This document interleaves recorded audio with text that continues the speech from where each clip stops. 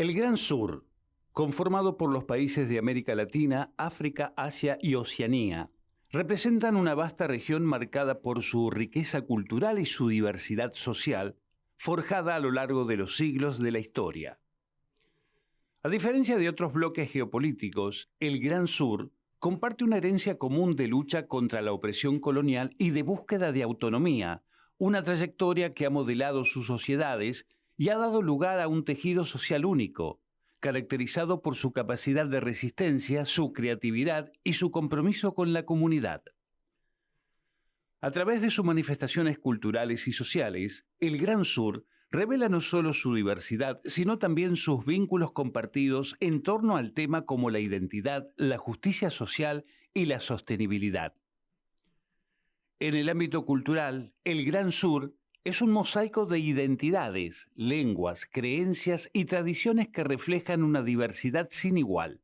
En cada país de la región, la cultura se convierte en una herramienta de resistencia y de expresión identitaria, permitiendo a los pueblos preservar sus tradiciones mientras adoptan elementos de la modernidad. En esta diversidad cultural, muchas comunidades han preservado sus conocimientos ancestrales, especialmente en áreas como la medicina tradicional, la agricultura y la relación sostenible con el entorno. Estos saberes, transmitidos de generación en generación, ofrecen alternativas que responden a los desafíos del cambio climático y a las necesidades de seguridad alimentaria. El tejido social del Gran Sur está compuesto por comunidades solidarias que han construido relaciones de apoyo mutuo para enfrentar desafíos económicos, políticos y sociales. La vida comunitaria se ve reflejada en prácticas de cooperación y redes familiares amplias que funcionan como redes de apoyo frente a la exclusión y la desigualdad. Bienvenidos todas y todos a este segundo programa. Este segundo programa estará dedicado a un tema muy importante, aparentemente particular, pero de hecho está muy relacionado con toda la temática del Gran Sur en distintos ámbitos, que es los términos, lo que hemos intitulado el tejido social y cultural del sur. Quiero decir que esta serie de programas y por supuesto esta segunda edición es un esfuerzo conjunto de la Coordinación de Universidad Abierta y Educación Digital, la CUAED, de la Universidad Nacional Autónoma de México. Y también han unido fuerzas con la CUAED, la Unión de Universidades de América Latina y el Caribe, la UDUALC, que es una red universitaria, la más grande y la más antigua de universidades e instituciones de educación superior en la región, con 75 años de existencia. Así es de que bienvenidos todas y todos. En pantalla tienen ustedes las informaciones por las que se pueden comunicar con nosotros, porque este programa está hecho para ustedes. Tenemos dos invitados hoy extraordinarios que voy a presentar en un momento, pero nuestro interés es compartir con ustedes ideas, propuestas, visiones, y queremos, por supuesto, conocer su punto de vista, sus reacciones. Así es de que, de verdad, muchísimas gracias por acompañarnos. Y que decía, me acompañan hoy dos profesores muy distinguidos que voy a referir brevemente. El doctor Mario Rufer. Mario Rufer es historiador de la ICONA, Universidad Nacional de Córdoba. Todos sabemos del movimiento estudiantil del 18 en la Universidad de Córdoba, que era una universidad jesuita de la Argentina.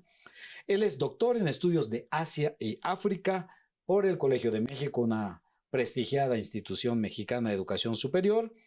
Actualmente se desempeña como profesor investigador de otra universidad mexicana también muy importante, que es la Universidad Autónoma Metropolitana, en una de sus sedes. Es miembro de un sistema que también existe en México, que se conoce como el Sistema Nacional de Investigadores, y ha sido profesor invitado en su originaria Argentina, Alemania, en fin, por el mundo, y es autor de numerosas publicaciones también publicadas o traducidas a diferentes idiomas como el español, inglés, alemán. Mario, es un gusto tenerte aquí en el programa y gracias por aceptar.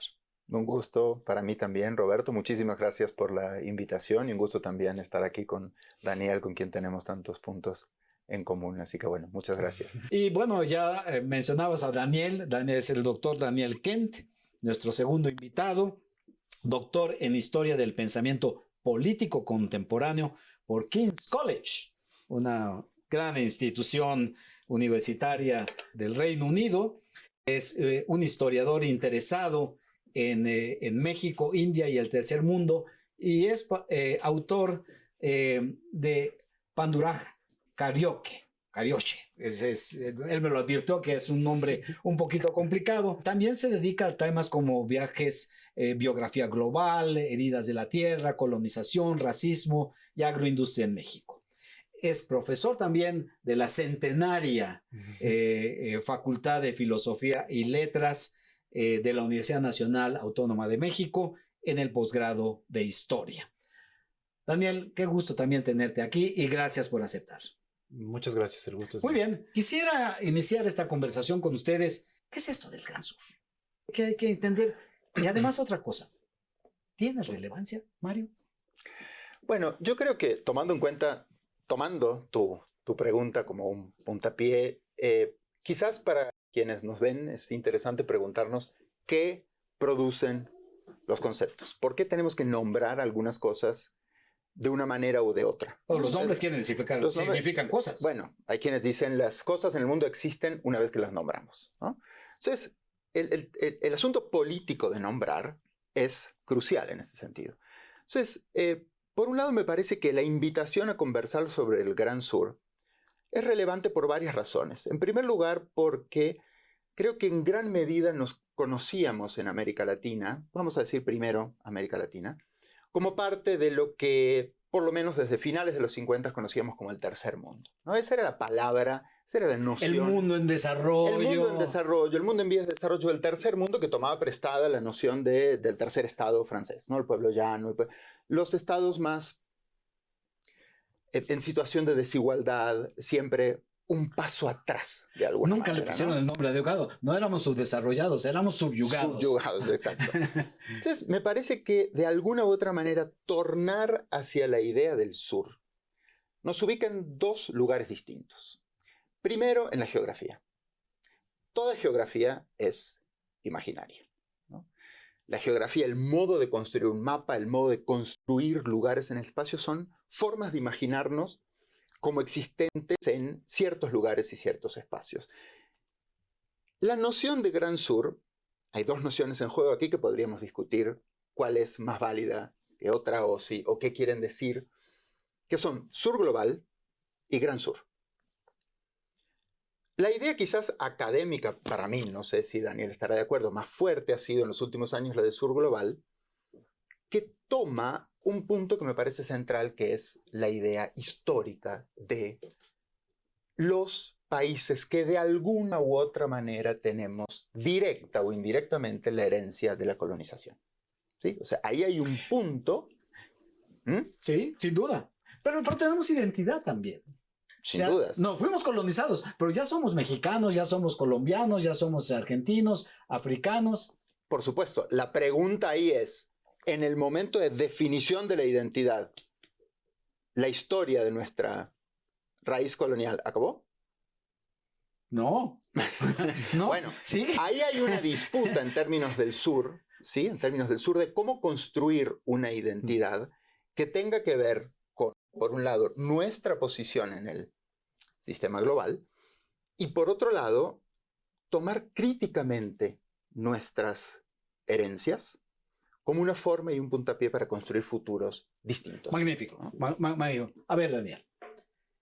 Esto que dice Mario, el papel de la historia en la conformación de una idea,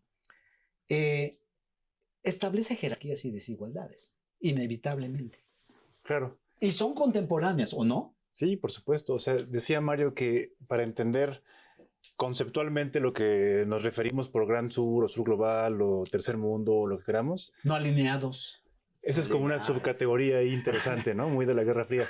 Pero para entenderlo hay que entender, por un lado, la parte geográfica que tiene que ver con el sur, el norte, etcétera. Pero también hay una especie de dimensión histórica que es importantísima. Una de las realidades básicas del pasado global de los últimos 500 años es la expansión imperial colonial de Europa y después de lo que se llama Occidente.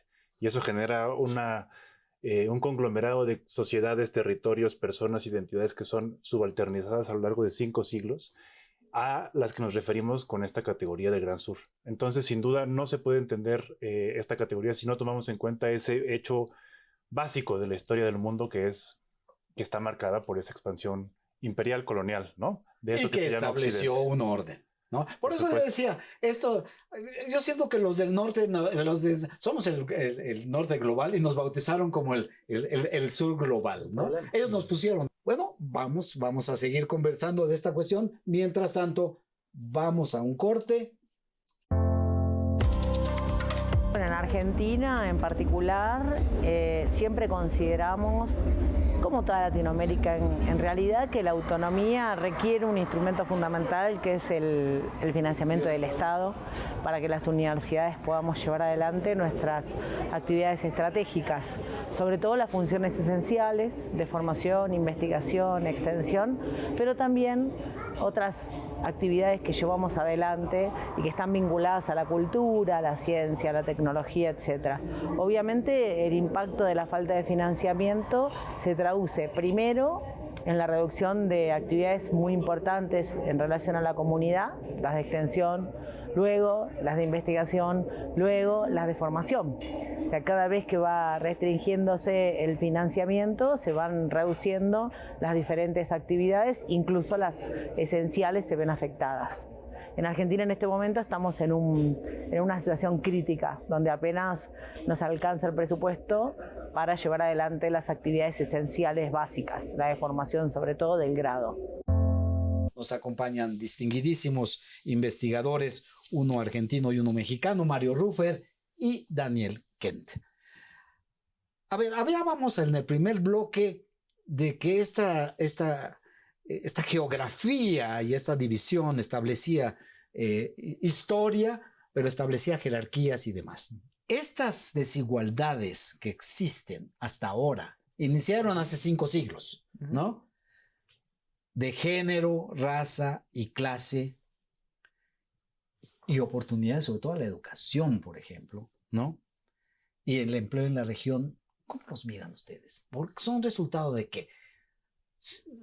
Es una profundización de este rompimiento que hubo, de esta desigualdad entre norte y sur. Mario.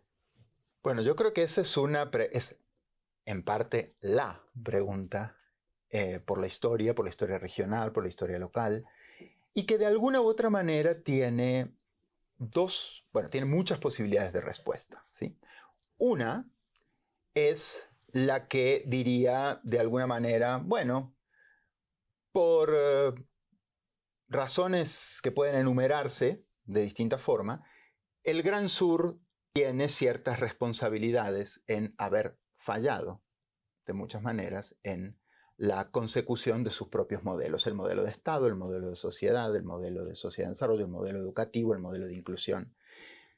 Otra respuesta posible es, momento, no se puede desconocer, por un lado, la herencia de las desigualdades impuestas y de las jerarquías impuestas por el sistema colonial imperial del que habló recién Daniel, que no es que eso sea esa respuesta. La impugnación a esa idea es la respuesta de, bueno, siempre la culpa la tuvo la colonización y ya hace 200 años. Claro que...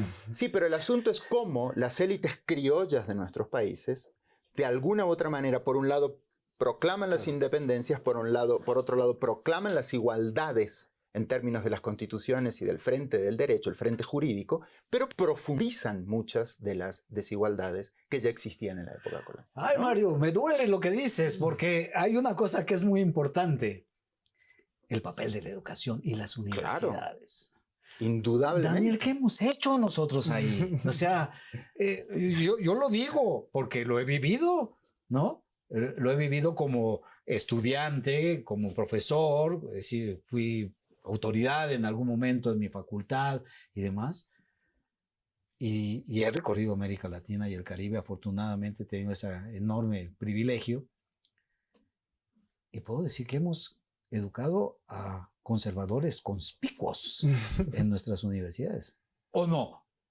No sé, o sea, yo sí creo que la No universidad... todos, por supuesto. Afortunadamente ustedes son una excepción muy especial, pero... No, digamos, yo creo que la universidad es una de las grandes cosas que se ha generado en los estados latinoamericanos, las naciones-estados latinoamericanos del siglo XIX y XX, y que hay que ser críticos de la herencia que se tiene, pero también hay que señalar la manera en la que a través de ciertos contenidos, ciertas dinámicas, cierta jerarquización epistémica de ideas, de tradiciones, se sigue manteniendo esta jerarquización heredada del colonialismo de la que hablaba Mario, ¿no? Estas universidades son creadas a imagen y semejanza de los sectores letrados de esas élites criollas que llevan dominando estos países latinoamericanos. Y yo diría que también en otros lugares del mundo con distintas categorías no se llaman criollos desde hace décadas, ¿no?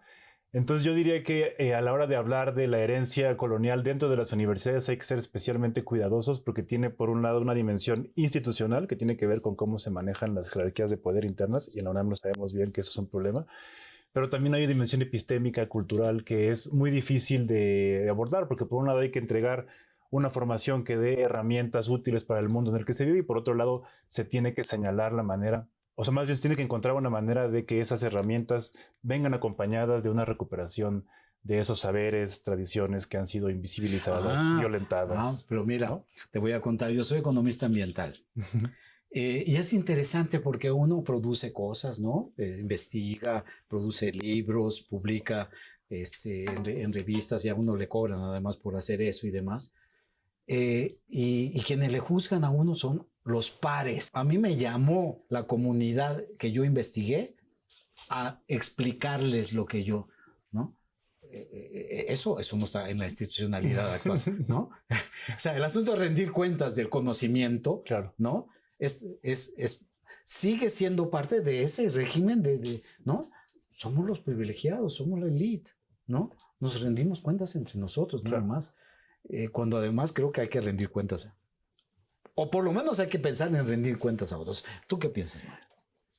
No solamente diría nos rendimos cuentas entre nosotros, sino además tenemos pocas preguntas, creo yo, nos hacemos pocas preguntas acerca de cómo se codifica el valor de lo que consideramos un conocimiento legítimo, ¿no? Y pertinente. Claro, socialmente pertinentes. ¿Qué es lo que...? Entonces, de pronto, yo creo que la universidad es un tema todo el tiempo que está queriendo reflexionar, siempre con pujas, por supuesto, sectores que se niegan profundamente a decir la ciencia es esto, es una, es... Y los que decimos, bueno, es un discurso, es una formación discursiva con muchísimo poder que nos ha dado, por supuesto, enormes ventajas, pero que siempre está sujeta a la historia. Y la historia es cambio. La historia es cambio. Y hay otras historias también, y hay otras ciencias que también existen y que tienen valor, ¿no? Y esto creo que lo tenemos en esta idea de el famoso intercambio. ¿Sabes? Yo tuve una conversación con un profesor en donde me dijo, no, eso de diálogo de saberes es poesía, ¿no? Es poesía. Aquí está el conocimiento científico y aquí está el otro conocimiento, y que caminen cada quien por su lado. Yo creo que en la universidad sabemos muchas cosas, pero no lo sabemos todo. Y a veces no lo bueno. Claro. ¿Tú qué piensas, Daniel? A ver, yo ahorita antes de responder esa pregunta, yo quería hacer nada más un breve comentario que hago siempre en mis clases sobre lo que decías antes de las publicaciones y pagar por las publicaciones. Hay una doble tendencia que nos hace irrelevantes o que nos hace en riesgo de ser irrelevantes. Uno es no hacernos las preguntas adecuadas y uno es que nadie nos lea o que nadie nos conozca. Entonces yo sí abogo por las publicaciones abiertas, por la circulación del conocimiento, por abogar por el conocimiento libre y abierto. Y bueno, y volviendo a tu pregunta, yo creo que uno de los grandes problemas que tiene la academia en México, pero en todo el mundo, en Latinoamérica y en el norte también, es que se hace... Y el sur. Y bueno, pero no solo en el sur. Bueno, es que se hace somos especialmente arrogantes a la hora de juzgar nuestros propios méritos, nuestras propias inclinaciones, producciones, etcétera. Y eso nos hace separarnos, ¿no? Y en un entorno, separarnos de la sociedad, alienarnos. Y es un entorno como los que caracterizan al sur. Es especialmente importante que el conocimiento que hacemos, generamos, discutimos, pensamos, esté siempre accesible, libremente accesible.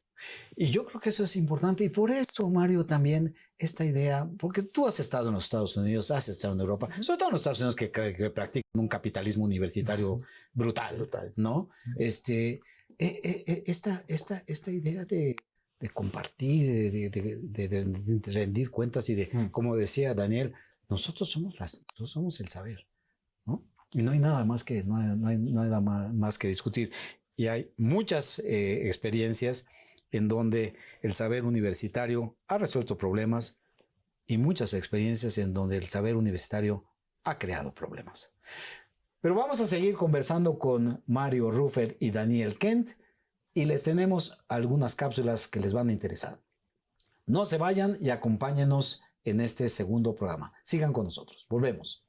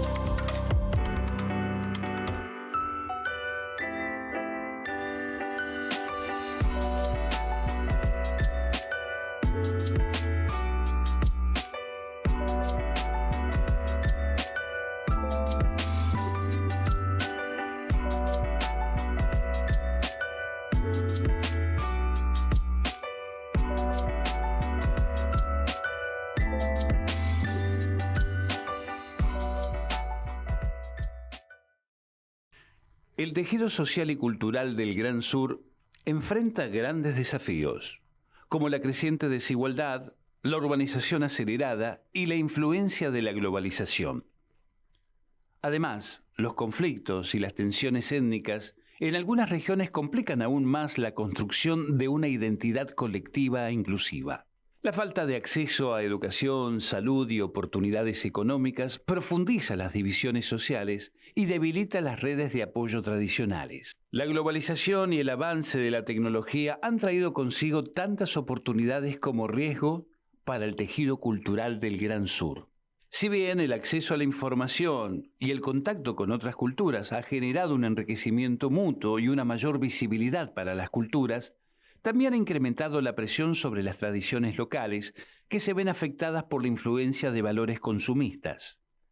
No obstante, el Gran Sur ha demostrado una notable capacidad de adaptación y sus pueblos han sabido integrar elementos de la modernidad sin renunciar a sus valores esenciales. El surgimiento de redes de cooperación sur-sur y el protagonismo de movimientos sociales transnacionales han generado un espacio de solidaridad y de intercambio que permite a las comunidades compartir experiencias y estrategias para enfrentar desarrollos comunes. Gracias por seguir acompañándonos en este programa que producimos la CUAED y la UDUALC sobre el tejido social y cultural del sur con la presencia distinguida de Mario Rufer y Daniel Kent, dos distinguidos investigadores universitarios radicados en México.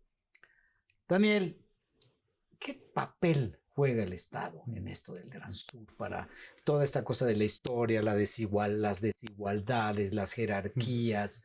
Sí. ¿Cuál es su rol? ¿Cuál es su deber? Y lo digo porque hoy, en el país de Mario, por Dios, ¿no? El Estado, Claro. hay una comisión de destruir el Estado, Sí, ¿no? sí. O sea, ¿qué tiene aquí que hacer el Digamos Estado? que históricamente está ya comprobadísimo por historiadores económicos además, que el Estado tercermundista, o lo que se llamó el Estado tercermundista en el siglo XX, fue uno de los únicos agentes a lo largo de la historia de la humanidad que ha logrado sacar de la pobreza a sociedades enteras, a millones, a cientos de millones de personas, a lo largo de muchas décadas, en eso que se llama el sur. El Estado es fundamental para entender la cohesión cultural de las sociedades, pero también para pensar en futuros dignos para la gente que habita el sur. Ahora, algunos gobiernos dentro de algunos estados, ¿eh? No, claro. O otros han metido a la pobreza a mucha gente. No, por supuesto, ¿no? pero... Milei está haciendo eso en la Argentina de una manera brutal, ¿sí? Y muy rápida. Y brevemente, para dejarle la palabra a Mario, digamos que hay como una tendencia que ahora se está revirtiendo, que viene de los 90s, 2000s, que tiene que ver con la crítica del Estado, la crítica de cosas como el autoritarismo, ¿no? Y que a mí me parece que tenemos que empezar a superar para entender que el Estado, si nos debilitan el Estado y nos quedamos sin Estado, corremos el riesgo de realmente caer en eso que Rosa Luxemburgo llamaba la barbarie, ¿no? Sí. Sí. Yo creo que una de las cosas que a mí me parece fundamental de esto que está diciendo Daniel es el tono de ciertas y tener cuidado con ciertas discusiones que se están dando en nuestra región. Estamos discutiendo por momentos si el Estado es necesario o no, por ejemplo, ¿no? Hay ciertos sectores de la teoría política hoy, sobre todo ciertos sectores del giro decolonial, por ejemplo, que plantean, no, bueno, el Estado siempre tiene un rumbo que es opresivo. A ver, el Estado siempre administra poblaciones. Bueno, sí, es lo que tiene que hacer de algún modo, pero, como dice Daniel, ha sido un elemento sustantivo en la producción de políticas públicas que otorgaron derechos y favorecieron el ejercicio de derechos de poblaciones vulneradas históricamente, pueblos indígenas, pueblos afroamericanos. Y por otro lado, hoy por hoy, tenemos quienes se han agarrado de los discursos que salen del progresismo, como el presidente actual de la República Argentina, para decir, hay que explotar y hacer estallar el Estado. Y la forma alegórica que adquiere el Estado, en ese caso, es la educación pública. Casualmente, ¿no? El lugar que se hace dinamitar es el de la educación pública. ¿Por qué? ¿No? ¿Qué herramienta produce? ¿Qué temor produce? Interesantísimo esto que mencionas, Mario, porque los estados parecieran tener, no todos, bueno, o los gobiernos, bueno, a veces estados también, ¿no? No solo los gobiernos, sino los estados, practican una suerte de epistemofobia, ¿no? Que es inaudita, además, porque muchos dirigentes de los estados o de los gobiernos están educados en las universidades. Por supuesto. Entonces, ¿cómo entender esta dislocación? Tú dices, el Estado es responsable de administrar de poblaciones, todo lo que le pasa a esas personas, su cultura, su historia, sus problemas económicos, claro, de salud, de todo tipo. Entonces, ¿qué Estado estamos? Porque además, yo siento hoy, y entre nosotros creo que esta es una discusión muy importante, algo como lo que nos pasó cuando la sustitución de importaciones se terminó y vino el neoliberalismo y quienes pensábamos heterodoxamente nos quedamos como en el limbo, ¿no? A pesar de que el Papa desde hace rato dijo que el limbo no existe, ¿no? O sea, lo que quiero decir es que no teníamos respuesta, ¿no? No teníamos respuesta. Claro. Y hoy está pasando algo parecido. Sí. ¿No? El mundo socialista tiene problemas enormes, ¿no? Está muy mal, o sea, y en América Latina está teniendo problemas muy serios, y no digamos el capitalismo. Entonces, ¿el Estado qué pasa? ¿Cuál es el Estado que necesitamos? Y el Gran Sur, ¿qué está haciendo? Daniel. Pues yo diría en términos muy sencillos que debemos aspirar me encanta tu optimismo, que es lo sencillo. No, a hacer que los estados actúen de manera más democrática. Y eso tiene que ver con que rindan cuentas a sus ciudadanos, que actúen en favor de las grandes masas de los ciudadanos, no de los sectores privilegiados minoritarios, y que tengan la capacidad de responder a las necesidades básicas. Eso suena muy utópico y muy sencillo, pero es muy complicado de plantear en términos políticos, porque lo que estamos viendo ahorita, por ejemplo, es el prender de la mecha de este antiestatismo que ya ni siquiera es neoliberal, ¿no? Es una cosa distinta, que tiene que ver no solo con lo que sucede en Argentina, pero también con lo que sucede en lugares como El Salvador o como Ecuador, que es una especie de abandono absoluto de la voluntad de administrar la vida pública, ¿no? y eso es peligrosísimo. Entonces yo creo que tendríamos que en ese sentido no ir hacia el futuro, sino regresar a valores básicos de la vida pública que tienen que ver con la democracia, con la responsabilidad pública y la participación también, porque si no el Estado no funciona. Bueno, nosotros en la UDUALC estamos muy... esta serie de programas que llamamos... No surge de la nada, ¿no? No lo inventamos. Tiene un propósito, ¿no? Tenemos intención, ¿no? Y no lo negamos. Nos interesa discutir estas cuestiones. Y entonces, algo que hemos traído a cuento, ¿no? Que no es nuevo, ustedes lo conocen, hay una tercera, cuarta, quinta vía posible de desarrollo, Mario. Yo no sé si hay una tercera, cuarta o quinta vía posible de desarrollo. De lo que sí estoy convencido es de dos cosas, yo diría, bastante clásicas de alguna manera. La primera tiene que ver un poco con lo que dice Daniel. A ver, no conocemos un instrumento mejor que el Estado, que ciertos elementos del Estado y ciertas apoyaturas del Estado para reducir las brechas de desigualdad, al menos en nuestro continente. En el momento en que tenemos a alguien como Javier Milei en la presidencia de la República Argentina, por ejemplo, que dice, tiene que regularlo todo el mercado, con las viejas tesis que teníamos, apelando a una... Ese es un elemento. Y el otro elemento tiene que ver con volver a ciertos procesos democratizadores de la educación. Ese tema que tocamos al inicio. Porque el asunto es el equilibrio entre esto que tú has llamado muy claramente el respeto y la valorización de otros saberes que los universitarios tenemos que asumir, por un lado, pero por otro lado, el cuidado que tenemos que tener con lo que se estabiliza como verdad, y es una mentira y un olvido organizado. Y eso sucede cada vez más, tú lo has dicho recién, en el ámbito sobre todo de comunicación pública.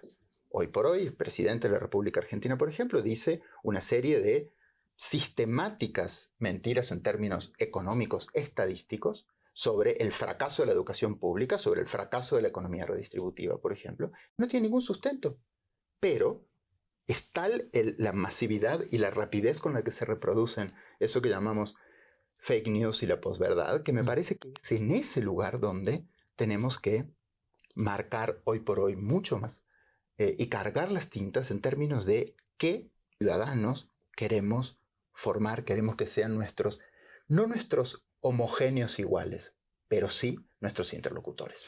Magnífico, qué extraordinaria ocasión de tener a Mario Ruffert y a Daniel Kent conversando con nosotros sobre estos problemas del tejido social y lo cultural. No se vayan, tenemos algún material que mostrarles a ustedes. Sigan con nosotros. Les repito, este programa está hecho para ustedes. Volvemos en un momento para el cierre del programa. Nos vemos en un momento. Y el segundo ejemplo muy concreto tiene que ver con la visibilidad de nuestras investigaciones. Sabemos desde la Organización de Cooperación del Sur y como países del sur y universidades del sur, sabemos que, cierto, tenemos un desafío que es la inversión necesaria en nuestras capacidades de investigación, pero también cuando hay esas capacidades de investigación, desafortunadamente, estamos en una situación en la cual la investigación hecha en América Latina y el Caribe, hecha en África, hecha en Asia, sigue siendo investigación no suficientemente visible a nivel internacional.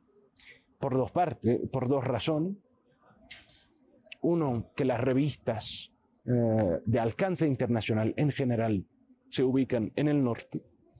Y segundo, el desafío de la diversidad lingüística, donde nuestros investigadores publican en español, publican en su idioma natal, Amharic, publican en Khmer y no necesariamente en inglés, poniendo de inmediato en desventaja a nuestros investigadores en términos de la visibilidad de esa investigación, pero también poniendo a nuestros investigadores en una situación que genera más desafíos para la colaboración entre investigadores del sur. Y entonces la Organización de Cooperación del Sur ha lanzado y trabaja muy de cerca con la UDUALC en ese sentido, el Sistema de Información del Gran Sur, GRESES, por sus siglas en inglés, que tiene justamente como objetivo de brindar a las universidades de los países del sur una plataforma digital, una base de datos que contiene investigaciones de todas nuestras universidades del sur, de saberes también endógenos y no solamente académicos, con también una herramienta para la traducción automática de esas investigaciones, con un nivel de precisión de entre 90 a 95%, para justamente visibilizar la investigación hecha en los países del sur, para también facilitar la colaboración entre las universidades e investigadores de nuestros países del sur, y finalmente, como base, democratizar no solamente el acceso al conocimiento, sino también su producción.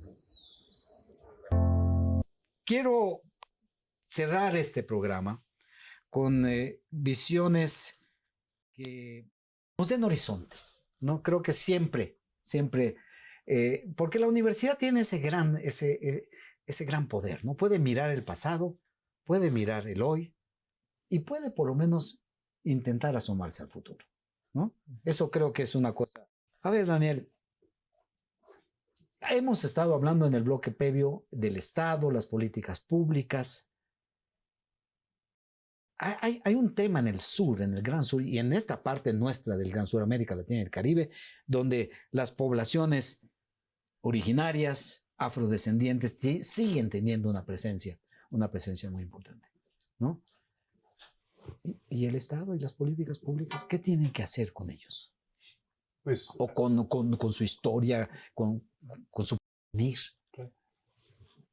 o sea, hay como varios frentes que se tienen que tener siempre en la mira, ¿no? Por un lado, tiene que acentuarse la tendencia al reconocimiento jurídico, a la erradicación de las desigualdades económicas, respecto a las poblaciones indígenas originarias, afrodescendientes, pero también a los sectores populares en general, ¿no? Yo diría que tendríamos que acostumbrarnos a pensar... A los pobres urbanos. Exactamente. Y pensando en el futuro, yo creo que no solamente tendríamos que pensar en políticas públicas, sino tendríamos que en México, en Latinoamérica y en el sur, entender que lo que está pasando ahorita, eso que llaman la policrisis del presente, que tiene que ver con lo ambiental, con lo económico, etcétera, es, a mi modo de ver, la crisis de eso que se llama Occidente. Por eso los nuevos neofascismos, Milei, por ejemplo, siempre hablan de defender a Occidente, etc. Y lo que vamos a ver en las próximas décadas es el colapso de esa entidad geopolítica, no solamente del norte, sino del cultural occidental. Y ahí es donde tenemos que revalorizar toda esa matriz cultural que viene de los pueblos originarios, pero también de los sectores populares de países como México y Latinoamérica, para pensar en alternativas que no tengan que ver con repetir los viejos errores del norte en el mundo del futuro. Pero además hay una cosa también que me parece interesante. Hoy los problemas del Gran Sur son los problemas de la humanidad. Son también problemas del norte, ¿no? Y los problemas no se van a resolver porque México resuelva los suyos, Argentina deje de tener a Milei, o espero algún día pronto, o lo que sea. El problema es de la humanidad, en realidad, ¿no? Bueno, pero ahí, Mario, a ver, ustedes son historiadores de la cultura, no de lo social. ¿Qué papel juega la cultura en todo esto? Si hay alguna transformación posible y necesaria. Creo que la cultura juega un papel fundamental siempre y cuando nos preguntemos qué entendemos por esa palabra, ¿no? Cultura, lo hemos visto de manera, digamos, grosso modo, se suele entender como los grandes valores del espíritu, yo que sé. Como... Estas son las versiones librescas, ¿no? Exacto, las versiones librescas de la cultura, también como la noción de sistema, ¿no? Que es la vieja noción antropológica de cultura, el sistema de normas, valores que nos une, que nos da integridad. Hay una visión de la cultura como práctica, como modo de vida tendiente a transformar las condiciones actuales de conflicto y desigualdad. Digamos, la cultura como el motor de conocernos, de producir, tú hablabas de la identidad desde el inicio. Bueno, esa es una pregunta central de la idea de cultura hoy, yo creo. La identidad, no como eso que somos, sino junto con eso que somos, eso en lo que queremos convertirnos. Y me parece que ahí la noción de las prácticas culturales hacia conocernos, conocer los modos de vida comunitarios, conocer las formas alternativas de producir valor, de producir circulación de nuestros propios bienes y nuestras propias transacciones que no sean las típicas, digamos, de la producción incansable de valor del capitalismo mordaz. Creo que ese es el motor necesario del Gran Sur para producir horizontes posibles. Nosotros como historiadores creo que una de las funciones centrales de la historia es decir siempre, lo que enseña el pasado es que el texto del tiempo no está cancelado. Reinventarlo es el deber de las sociedades, ¿no? Daniel. Yo cerraría con esto que dice Mario, que es algo que siempre digo en mis clases de licenciatura, porque hay como una imaginación apocalíptica entre los jóvenes, sobre todo, de que ya se acabó todo, ¿no? Que ya no hay futuro, etc. Y repito un poco lo que decía hace rato, que lo que se está acabando, siempre que se habla de colapso en términos históricos, es el colapso de las estructuras hegemónicas. Y lo vamos a ver en las próximas décadas, el colapso de eso. Y como decía Mario, hay que mantener no solamente un principio de esperanza, sino un principio creativo que nazca de las prácticas culturales propias para crear un futuro, porque lo único que es cierto es el cambio. Y el cambio se dirige. Bueno, hay algo, y con esto quisiera cerrar también con sus reflexiones. La UDWALC se dice latinoamericanista, ¿no? América Latina y el Caribe. Y defendemos eso abiertamente, ¿no? No tenemos problema. Yo no tengo como secretario general de esta organización decir, somos latinoamericanistas y caribeños. Pero no somos ignorantes del mundo, ¿no? Entonces, lo digo porque esto que tú decías, Mario, ¿no? En esa definición de cultura, de reconocer nuestras identidades, de reconocer nuestras propias formas, nuestros quehaceres. La cultura es la vida cotidiana también. Pero esa se nutre inevitablemente de esta globalidad que vivimos, ¿no? Y a veces se tensiona.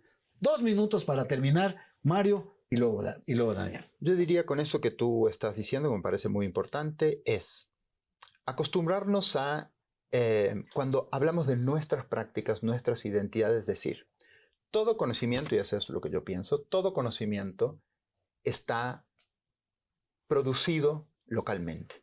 Tiene un lugar de enunciación particular. Algunos conocimientos se elevaron en algún momento a universales, pero todos han sido producidos en un lugar de enunciación local que dialoga con particularidades. Yo creo que ese es el deber del Gran Sur.